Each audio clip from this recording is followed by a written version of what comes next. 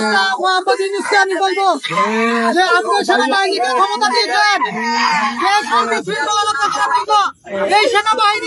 এই সেনাবাহিনী চোখের সামনে রাজ্যের অন্ধকারে গাছের মধ্যে টাঙ্গাইয়া বাইরেতে 1.5 ঘন্টা বাইরেছে, বাইরের পর সে মৃত্যুবরণ করে। এবং আমি একজন শিক্ষক, সহকারী শিক্ষক প্রাথমিক বিদ্যালয়, বারবার বলার পর তারা আমাকে গাছের সাথে বেঁধে রেখেছে 1.5 ঘন্টা গাছের সাথে বেঁধে রেখে তারা একা আমার শালাকে 1.5 ঘন্টা যাবত পিটাইছে। সে বারবার বলতে আমি মরে যাবো না, আমি মরে যাবো, আমার পানি দেন, আমার লেবু দেন। তারা পানি দেয় না, তারা লেবু দেয় না। তাহলে আপনি যে শান্তি প্রতিষ্ঠা করবেন, আপনি যে শান্তি প্রতিষ্ঠার জন্য সেনাবাহিনীকে ক্ষমতা দিয়েছেন, এই সেনাবাহিনীর নমুনা আজকের এই লাট।